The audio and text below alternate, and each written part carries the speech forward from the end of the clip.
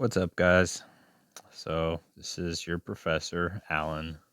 You guys can just call me Alan. You don't have to call me by my last name. Um, so I'm gonna try to be as smooth and come up with as few ums and ahs as I can. But to be honest, talking in a room with nobody in it is super weird, and um, the vibes aren't as good. I'm just gonna say that. But bear with me. If you find my videos difficult to watch, I do not mind if you watch someone else to get the content, as long as you understand the material that we're going to be covering. That's my goal, is just for you to understand the material. And if you have questions about any of the material, you can go ahead. Hopefully, feel free to ask any questions you have via email. Um, yeah, I'm going to try to be as non awkward as I can, but like I said, talking in a room by myself about math is a little bit strange to me. So, but I'll do my best. So, section 7.1, we're going to be talking about angles. But before we get to angles, I want to talk about something that you may already understand, which is distance. So, imagine, if you will, we have point A and point B, and we wanted to measure the distance from point A to point B. The nice part about this is that it's one dimensional, and we can draw a line between point A and point B. And if we had a measuring device, be it a ruler or something else, these distances have units that are associated with them, right? So they have units. And so some of the units that you may already know are things like inches, centimeters, miles, kilometers. Okay. So angles, though, if we're using distance to measure the distance between 2 points, which I guess is not the best way to say it, but uh, a direct line connecting these 2 points, angles measure the amount of rotation required. So if you think of distance as kind of the edges of a rectangle, and I'll just redraw point A and point B, angles measure how much turning is needed to be done to get from one point on a circle to another. So if you imagine that you're facing point A with the arrow pointing at point A, and you want to turn and face point B, you may want to know how much you've turned to get from one point to another. And so we're only really talking about facing the points. We're not trying to necessarily travel the distance. So the amount of turning that we're doing is what we're really talking about when we're talking about angles. So when we are measuring angles, we have an initial side and what's called a terminal side. So initial side just kind of means which direction are you facing when you start. And terminal side just means which way are you facing when you stop turning. And the amount of rotation required to go from looking towards the terminal, looking from the initial side to looking towards the terminal side, this is called your angle.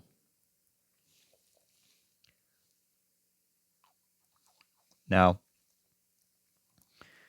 you may be very familiar with the number line. So I'm going to sketch a ugly number line here.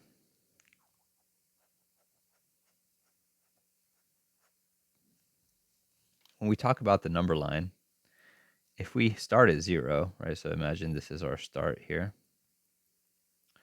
and we head towards the right, you'll notice we're going towards the positive numbers. And as we keep heading towards the right, the numbers just get larger and larger and more positive.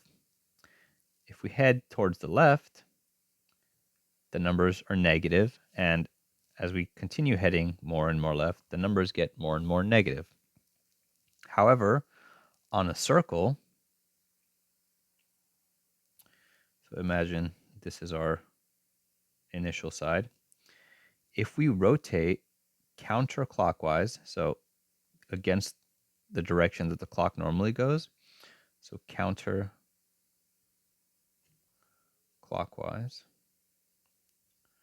we consider the angle to be getting larger, positive. And likewise, if this is our initial side and we rotate clockwise, so if we're rotating clockwise, we consider the angle to be getting larger but negative.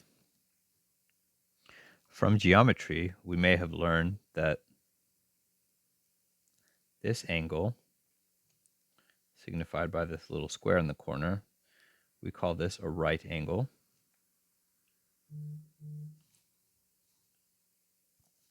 And if I transpose a circle on top of it, and you'll have to excuse my drawing, if this is my initial side,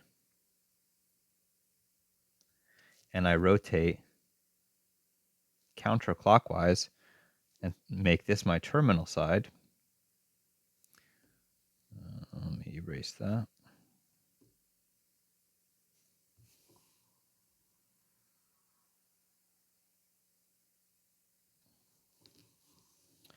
Then this angle here is 90 degrees because I'm rotating counterclockwise. If, though, however, this being my initial side, and I create the same angle, but my terminal side this time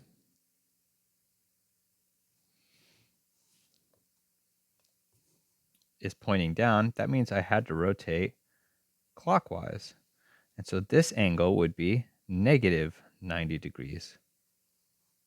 Hopefully that makes sense. It might not be intuitive yet, but typically we had to pick one way to be positive and one way to be negative, and sometime a long time ago, this is what they decided. So we were talking about distance a little bit before. I forgot to draw my arrow here. We were talking about distance before and how we may use units.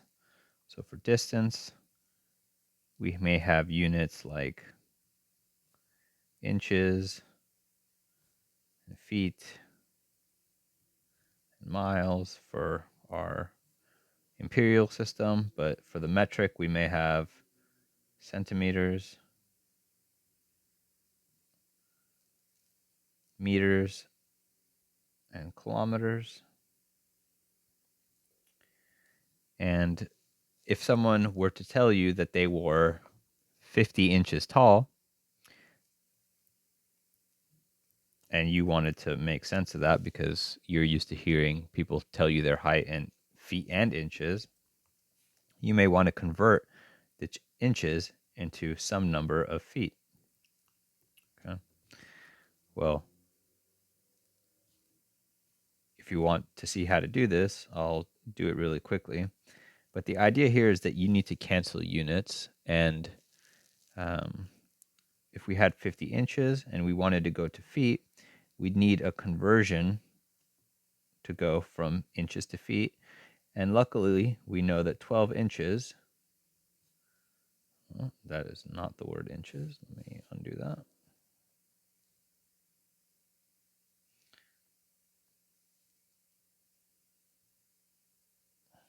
Is equal to 1 foot. So when we say equals, this is basically saying that they're the same thing, or that this is equal to 1.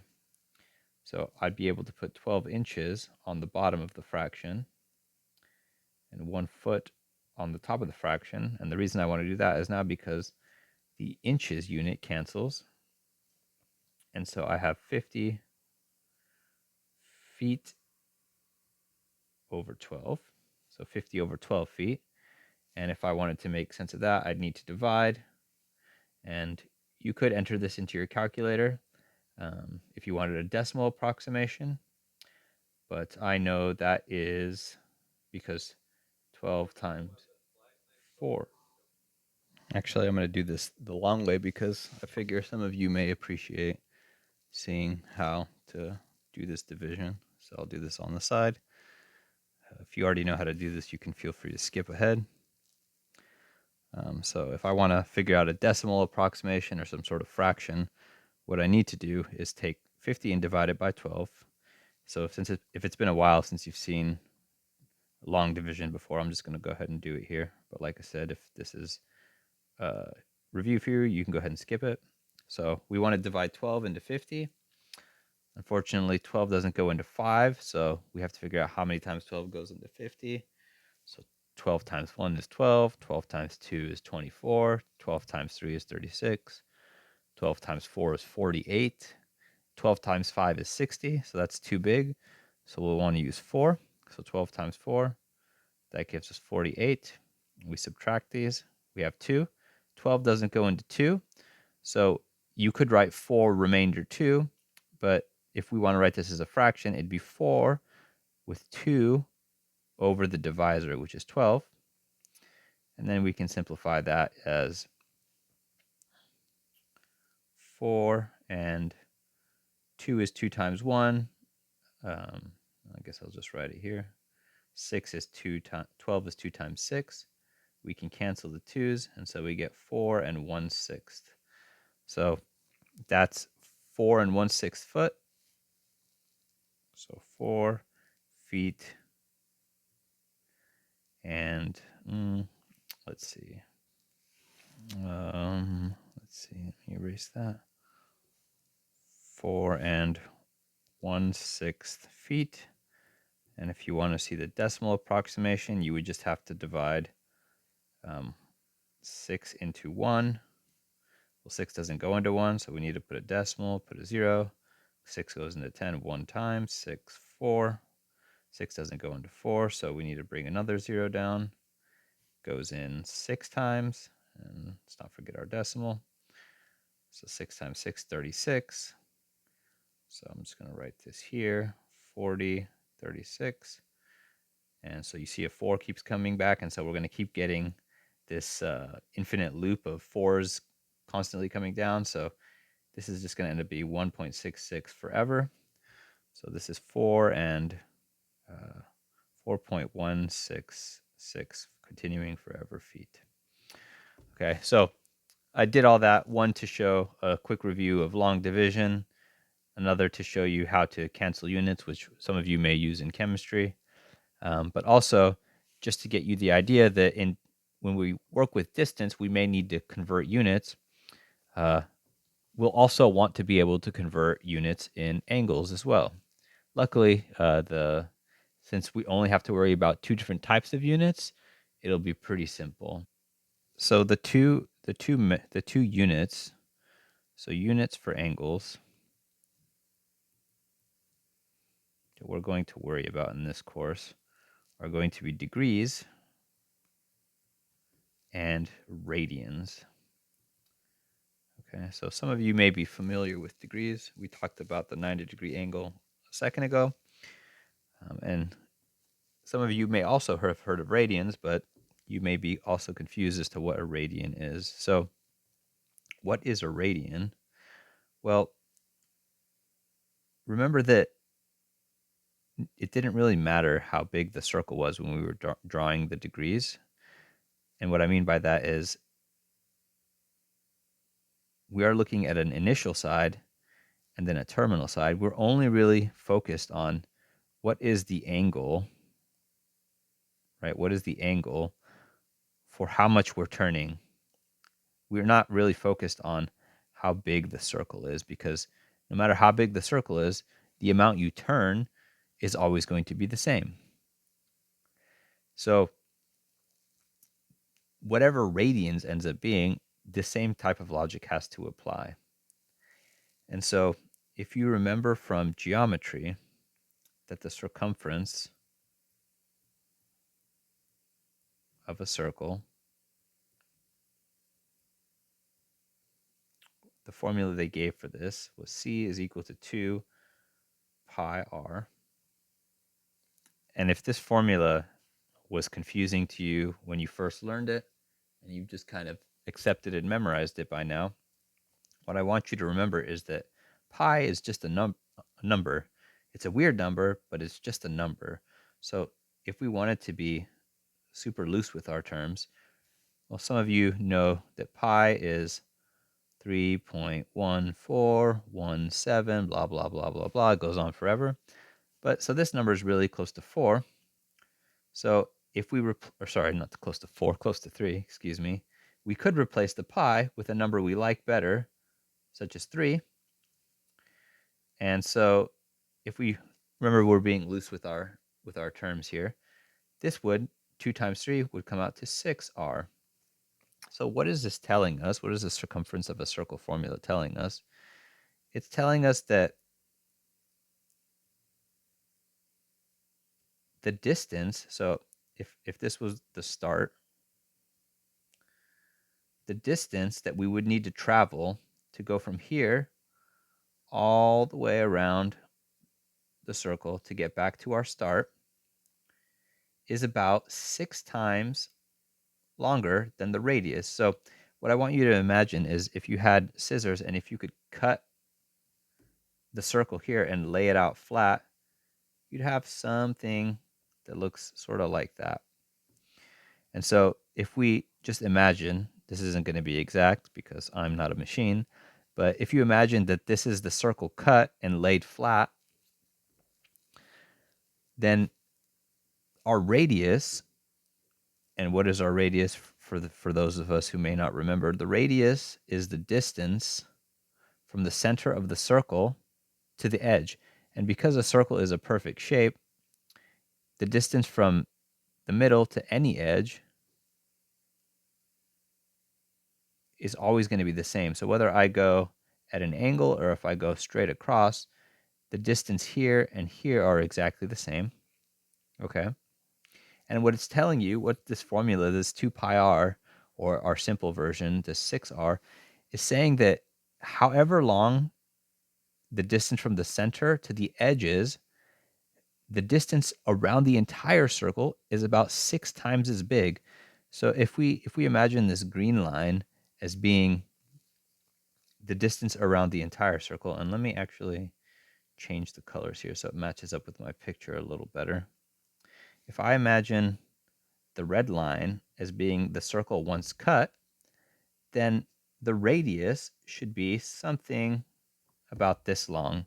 So if I wanted to cover the entire red circle, I would need about 6 of these guys, right? So once again, you're going to have to excuse me because my drawings are never perfect, but the idea is, continue this red line, that the distance around the circle is about 6 times as long as the radius. And hopefully that should start making some intuitive sense, because if I draw a small circle here, right, and I draw a big circle here, the radius of this circle is small and the radius of this circle is larger, but also as the radius grows, the amount of distance that you would need to travel to go around the circle increases proportionally, right? This is a small radius, this is a little r, and the length around the circle, if we were to cut it and fold it, is also not that big. But as the radius increases, as the radius of the circle increases, so too does the distance around the circle. So the reason the formula is 2 pi r and not 6r is because it's not exactly 6 times as big. Unfortunately, we don't live in a perfect world, and it's 3.14 times 2, or about 6.28 times bigger than the radius. So just a little more than 6 times. But don't let the formula confuse you. It's just that's what pi ends up being. It's some weird number that ties how big the radius is to how big the circumference of the circle is. Okay, so now that we covered that, I still didn't really answer the question. Well, what is a radian? Okay. And so remember that I said this was a unit for measuring angles. So it must kind of mean the same thing as a degree. And so for the 100th time, I'm going to draw a circle here, a very ugly one. But the radius of this circle is from the center to the edge. A radian is if you started around here and took this radian and wrapped it along the edge. So let me try drawing that a little neater. If you wrapped it along the edge of the circle, right? So they kind of look like the same length. Hopefully you can stick with me here. If I wrapped the distance here, r, around the edge of the circle, what is, I'm going to do this with dotted lines, what is the angle that it creates? And so that angle, that will be known as 1 radian. So a radian is equivalent to the amount of arc or amount of the edge of the circle that the radius covers if it was laid on the edge. So because we know that the circumference is 2 pi r or 6r if we're just trying to make sense of what's going on, what this is basically telling us is that we'd need to lay 6 of these r's along the edge of the circle. Of course, my pictures are never great, to get the entire circumference of the circle covered. But for what we're really focusing on is a radian is the amount of angle that it covers. And so if it was 6, so let's say for argument's sake it was 6, well, we know that a circle, every circle, let me do this in red, or we can do it in white. A circle is made up of 360 degrees. Something you may remember from geometry. So if a circle is made up of 360 degrees and it takes 6 of these radians to make up an entire circle, that means that 1 radian, right? If 360 is equal to 6r and we divide both sides by 6, that tells you that 1 radian is about, and remember that it's not actually equal to 6r. This is just something we're doing to get good intuition about what radians even mean, is about 60 degrees. Well, so it's not exactly 60 degrees. So if we wanted to be super accurate with what we were doing, we'd have to take this 360 and divide it by 2 pi r. And so the radian would be equal to 360 divided by 2 pi. And if we wanted to get a decimal approximation for this, about 57.29 degrees. So 1 radian is approximately 57.29 degrees. Now, that's not a nice number, so we're not really going to use that as our conversion, but what we can do to build a nicer conversion is if we know an entire circle is 360 degrees, and it doesn't matter how big the circle is, right? We don't care how big the circle is. It's always going to be 360 degrees, whether I draw a tiny circle or a larger circle.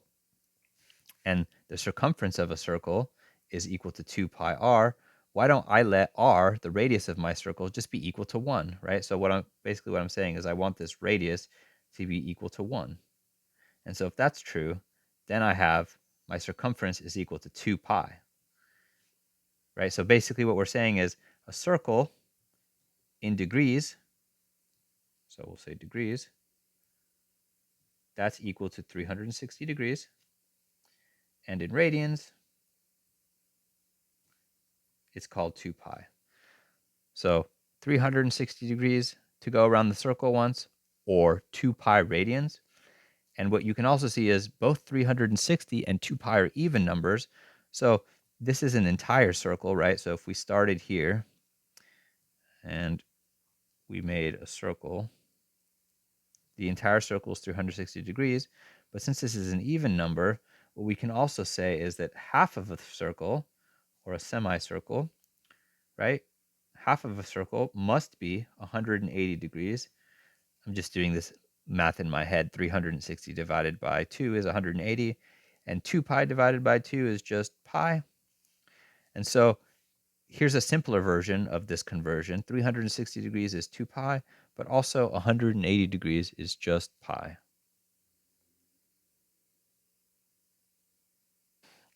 And so now that we have both our units, we can try, or we can practice converting from degrees to radians. So as an example, so converting, let me try to write neater than that.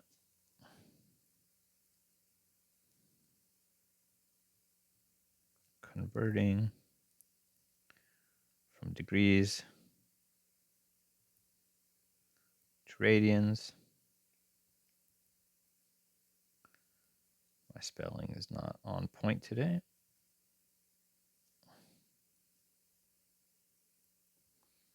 And from radians to degrees. So, for instance, if I had 60 degrees, right, and this little circle above the 0, that's the symbol for degrees. If I wanted to convert this into radians, how would I do so? Well, we're going to use this idea here that half of the circle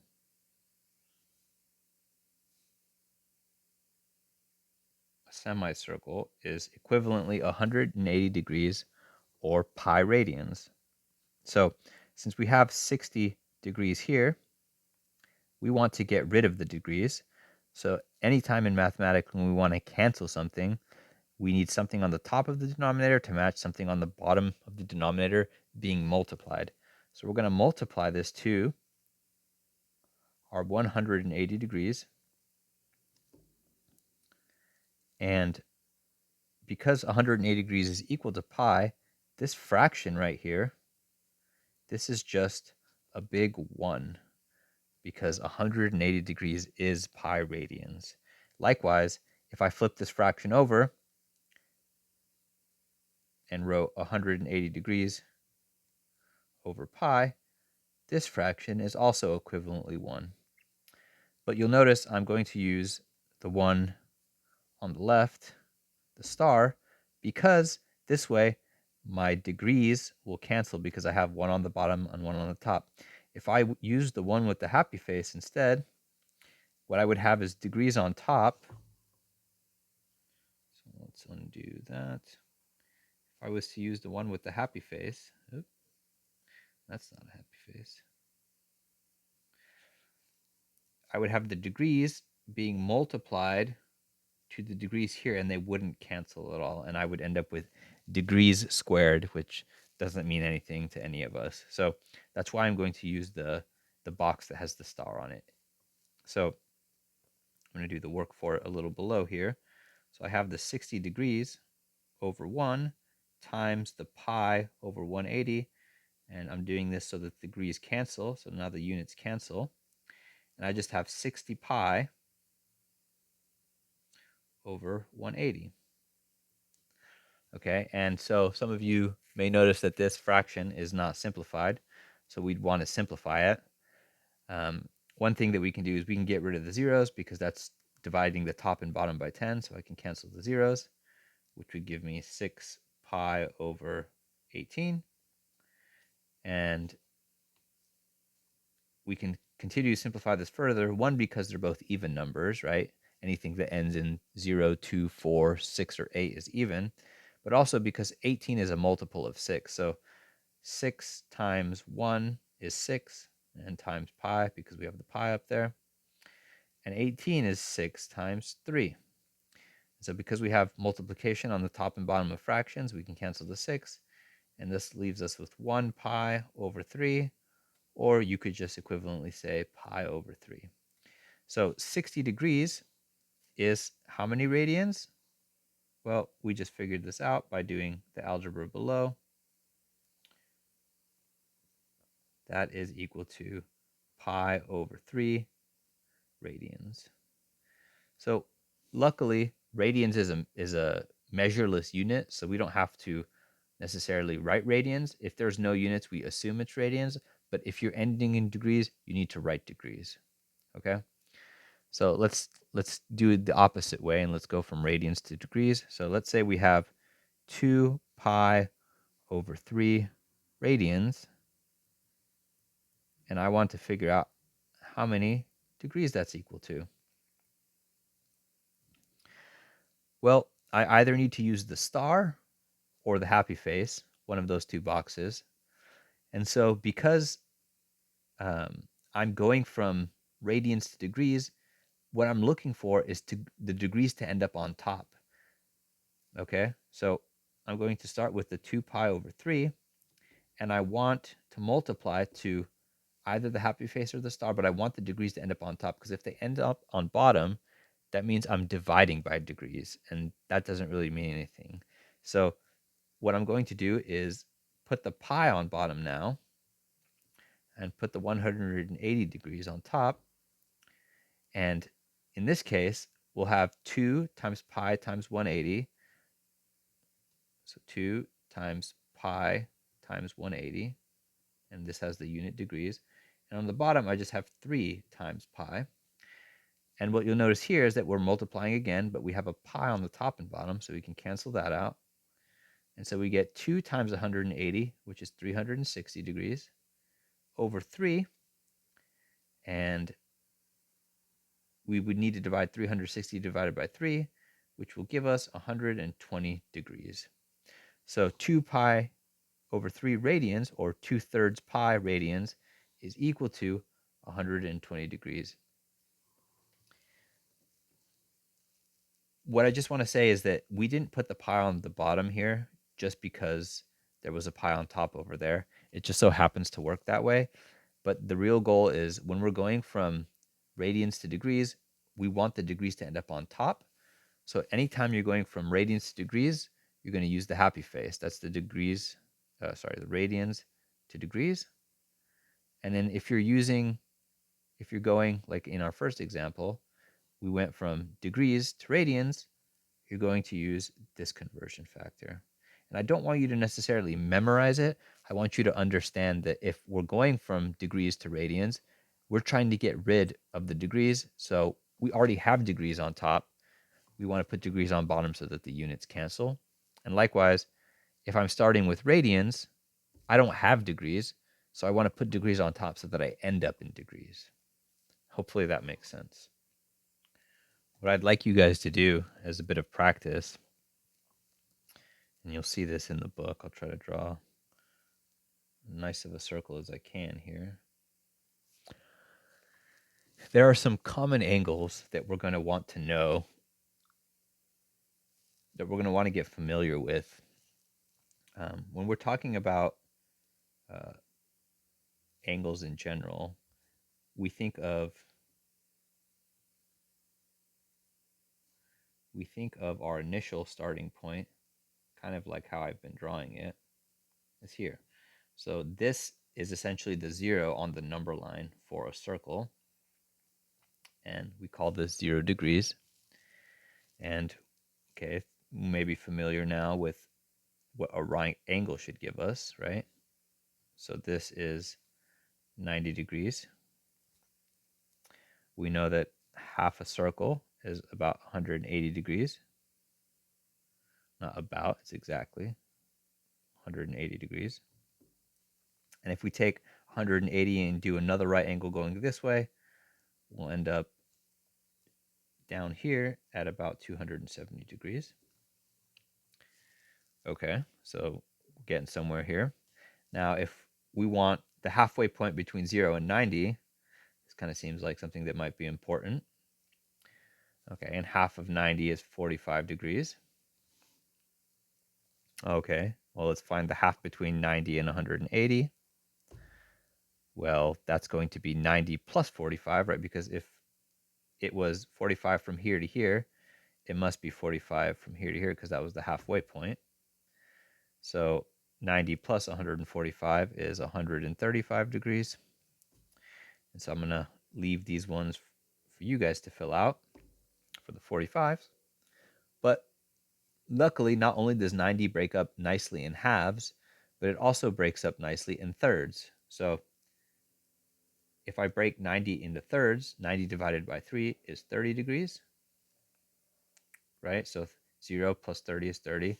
30 plus another 30 would give us 60.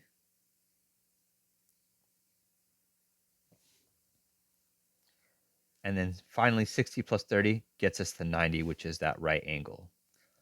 If we want to get to the next 30 degrees, we add another 30 to 90.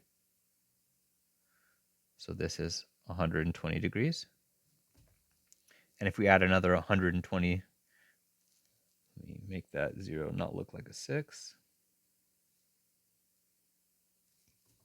If I want to make that another 30 degrees, we add 120 to, we add 30 to 120, which takes us to 150, which is bigger than 135. So it's going to be somewhere here. So we have 150 degrees.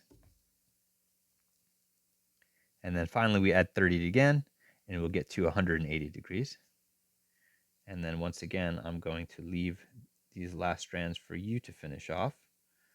So I want you to put the angle in degrees for what these measurements are.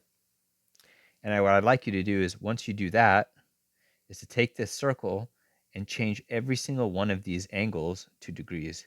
And this isn't something that's going to be due or anything like that. This is just practice. That way you get comfortable with the common angles that we're going to be using a lot this entire semester. And it's just nice to have these kind of not memorized necessarily, but easy to think of in a sort of way, so that you don't have to constantly use this conversion that we were doing up here to figure out what degree relates to what radian. These angles that we're writing on this circle here, you're going to want to be very familiar with by the time we get really deep into the semester.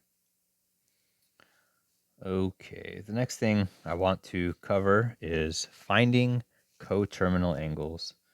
So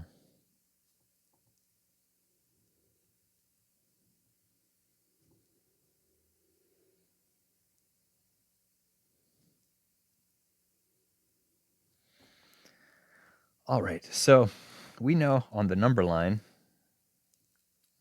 and the reason I'm referencing the number line so much is it's hopefully something you already have a lot of intuition about. On the number line, for sure it goes on forever, right? Because we never run out of numbers. But as I go to the right, so if I start at 0 and I head to the right, I'll go past 1, I'll go past 2, I'll go past 3.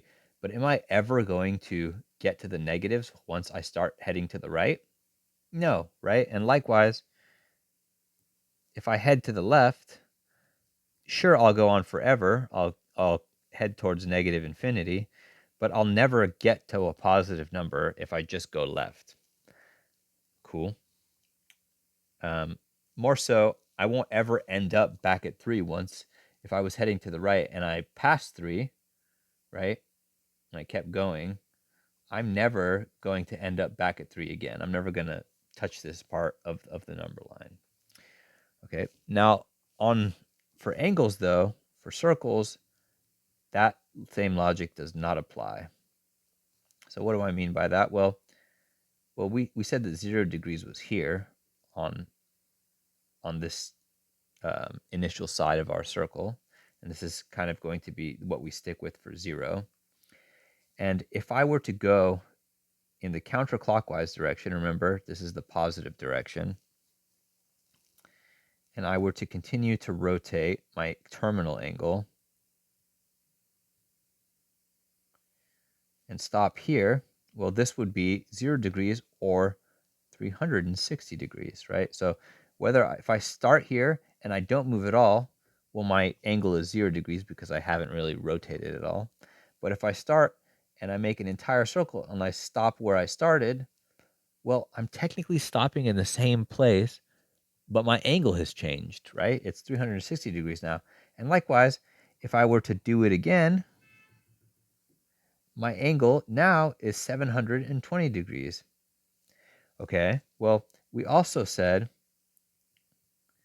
undo some of this stuff here, all these dots. So we've already kind of got the idea that a certain spot may have more than one name for an angle. Okay, so this is 0 degrees, but likewise we can call it 360 degrees or 720 degrees. But also, if I didn't quite go around the entire circle, so let's say I went and stopped here, well, if we scroll back up, we'll see that this angle we wrote as 270 degrees on our little circle that we didn't completely finish making. So if we were going counterclockwise, this would be 270 degrees. But if we rotated clockwise, and remember this is the negative direction, and we started here at our initial side and rotated until we got to this same stopping point, this would be, remember it creates that right angle here, this would be negative 90 degrees. So on the circle, we have what's called coterminal angles. Terminal, so coterminal. Co meaning more than one, right? That's what the co stands for. So that's telling us more than one. And terminal telling us ends. So basically what coterminal means is angles that end in the same spot. But so they share their ending point, but they don't share the measurement of the degrees. So when we're trying to find coterminal angles, one thing you'll notice is that if an angle is coterminal, right, like 270 and negative 90, they have gone around the circle and stopped at the same spot. So the relationship is actually even more obvious here. The difference between any coterminal angle is always going to be 0 to 360. Notice that the difference here is 360, and the difference from 360 to 720 is 360. And so 360 degrees, if you go around the circle once, 360 degrees, you're going to find that's going to give you a coterminal angle, right?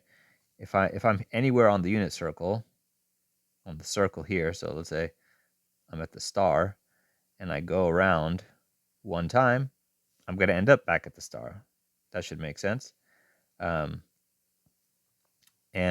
so how many degrees did I travel to be able to end up back at the star? Well, I traveled 360 degrees.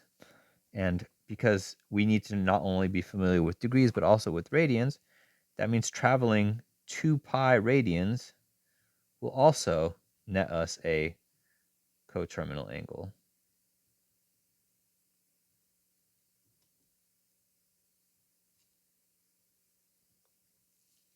So as an example, let us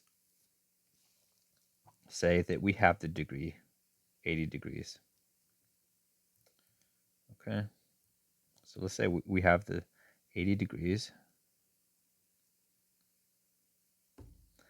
And since we know that this northern part is basically 90, we'll put 80 somewhere right there just because it's only a sketch.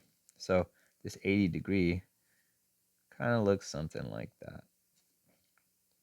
And if we wanted to find a coterminal angle to this, all we really have to do is either go this way, 360 degrees in the negative direction, or go this way, 360 degrees in the positive rotation. And all we really mean by that is just either go around the circle once going this way,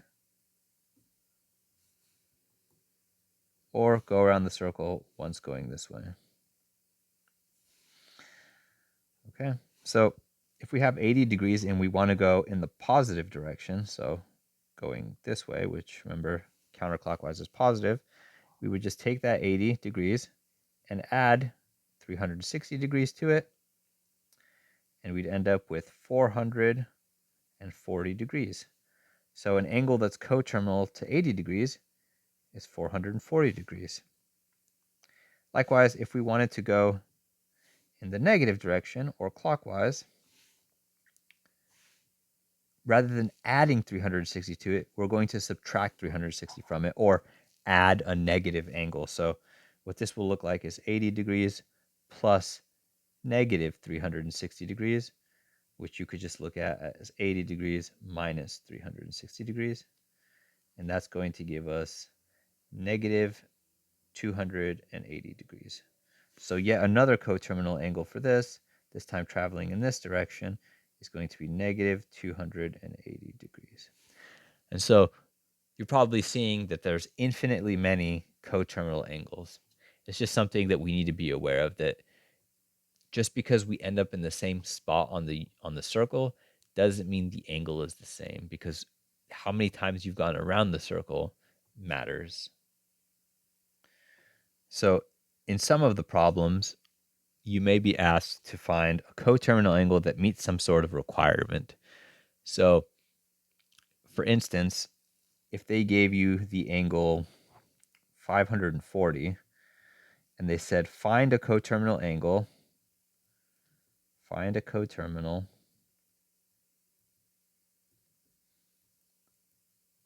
such that 540, such that the angle that you find, so the angle is between 360 degrees and 0 degrees, or they may write it as 0 radians, the angle, and less than 2 pi.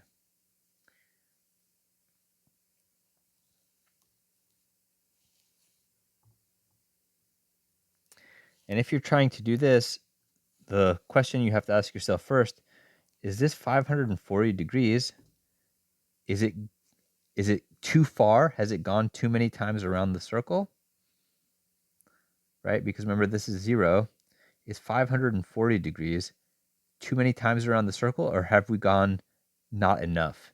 So remember that 0 degrees is the same as 360, right? And so 540 is bigger than 360. So what we want to do is bring this number back down so that it falls within that first rotation of the circle. And so the way to do that is to just subtract 360 degrees. So if we had 540 degrees and we wanted to end up between 0 and 360 degrees, we just subtract 360 degrees. And that is going to give us 180 degrees. And so, well, we should remember, hopefully start to get the hang of it, that 180 degrees is actually that half circle, right? This was what 180 degrees was. And that's definitely between the 0 and 360 degrees that it takes to go one time around the circle, moving in the positive direction. The last part of section 7.1 is determining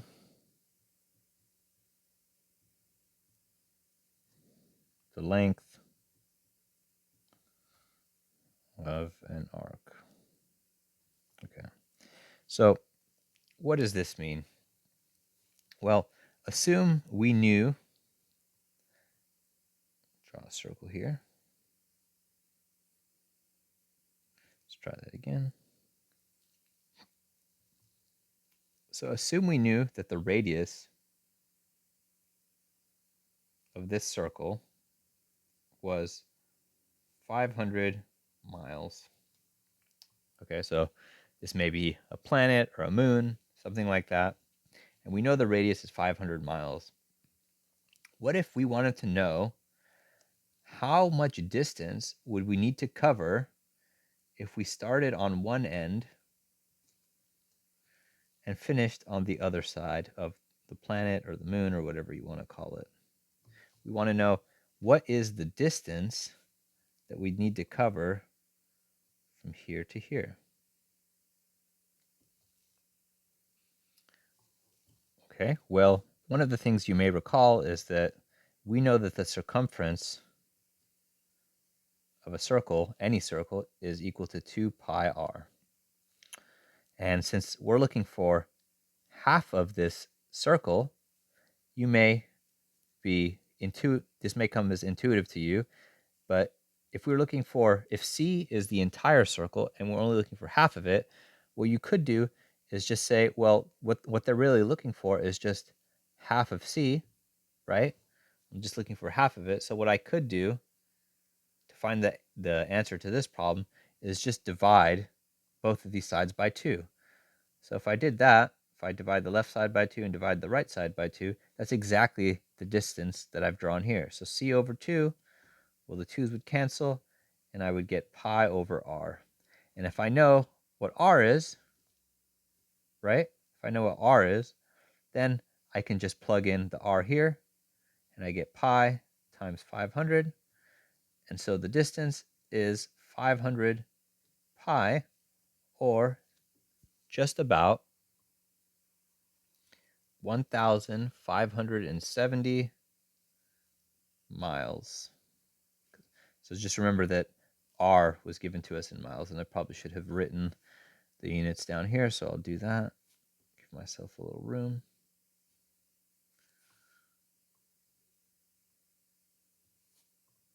500 miles is equal to 500 pi miles.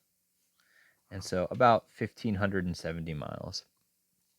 Also, in the book, what they're going to introduce you to figure out some sort of distance that's related to the circumference of the circle is the formula S equals R times theta.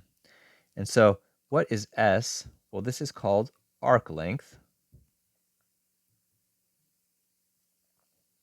So S is equal to arc length. No, it's probably not a letter that makes sense, but probably has something to do with a Greek letter. And arc length is basically saying, if I know the radius of a circle and I want to find the distance from, I want to figure out what's the distance of any part of the circle, all I really need to know, and if you see S is equal to r theta, I need to know the radius, right, of the circle, and theta, the angle, or how much am I traveling around the circle? So what's the angle that I'm creating when I start from my initial side and end on my terminal side? So I'll draw the terminal side in red so you can see that more clearly. So if I know the angle that I traveled, let's do this in a different color. If I know the angle that I traveled and I know the radius of the circle, if I know r, then I can figure out the distance that I traveled on the outside of the circle.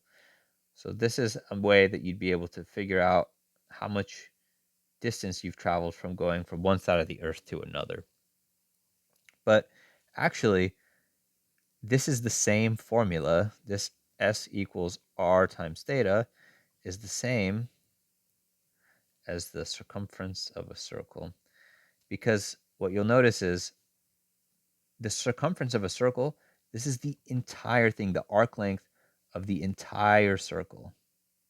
So let me actually change colors so that's more obvious.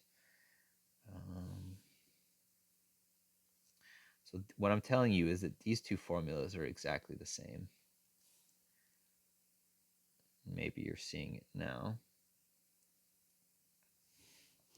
Because we're saying this, the arc length, this is just some part of the circle. And it's equal to the radius times some angle, the initial sweep to the terminal side. The circumference, C, is the entire circle. But notice that this here is an angle, right? It's an angle in radians.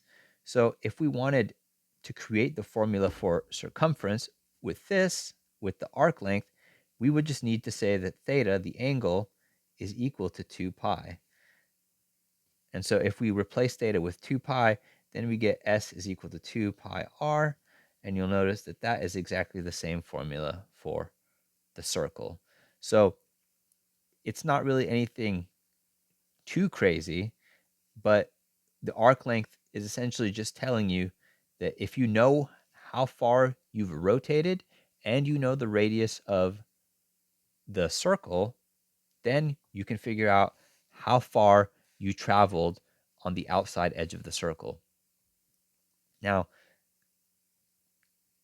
remember with degrees, we didn't really care about how big the circle was. But when we're talking about arc length or circumference, we're talking about traveling across the edge of the circle. So if I have a small circle, right, and I have a larger circle,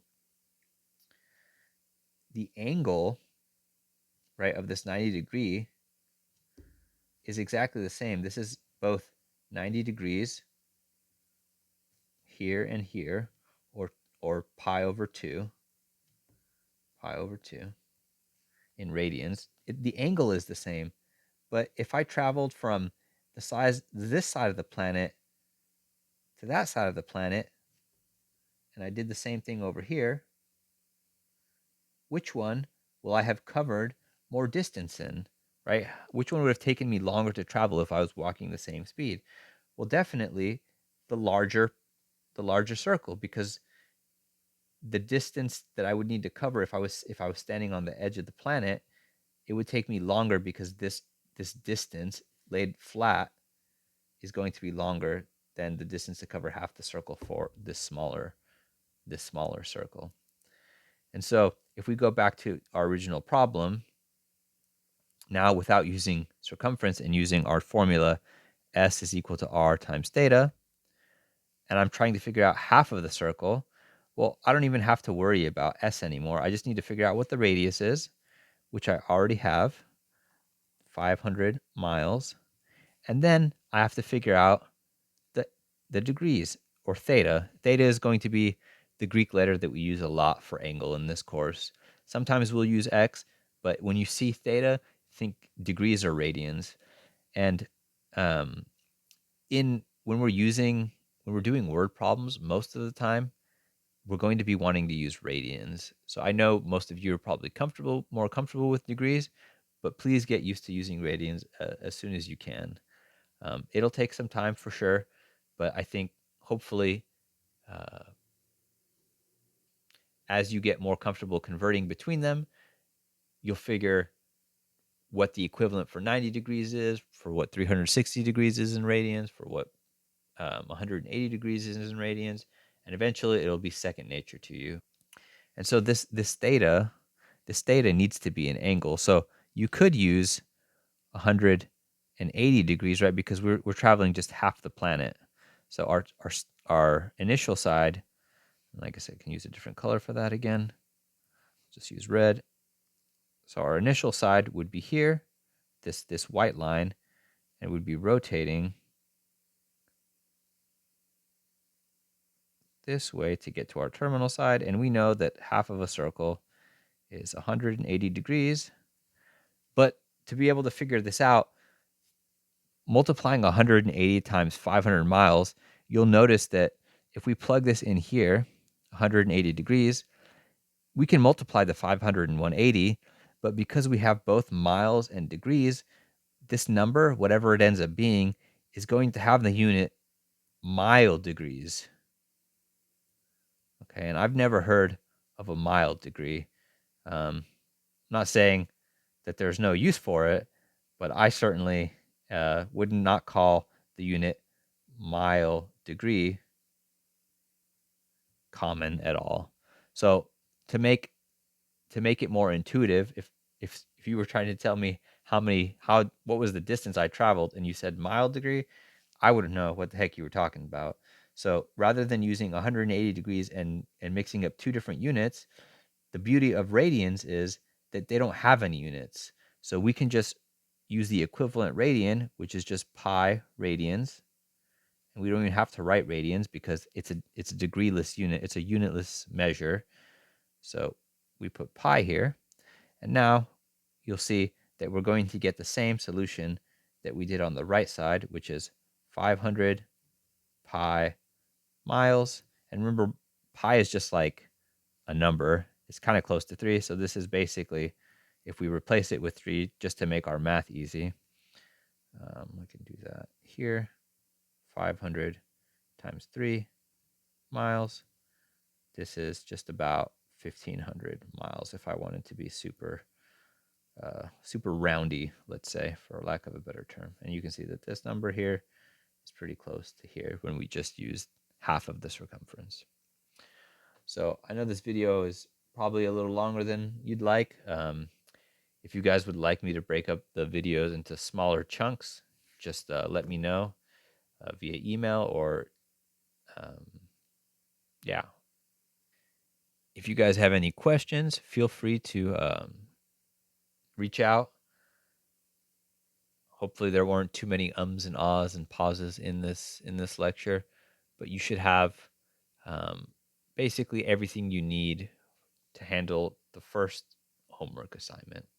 Well, I guess the second one, because the first one was just writing your name on a piece of paper.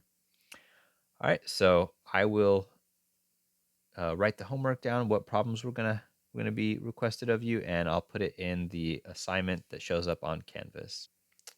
One thing I also want to mention is that I haven't necessarily covered every single topic that's in 7.1, and I will assign you some problems that maybe I didn't show you exactly how to do. But if you are confused by a certain problem, I want you to reach out. I actually want to interact with you guys. So if you have any questions, reach out. And if enough people have a question, the same question, I can make a quick video about how to do that specific problem and clear everything up for everybody all at once.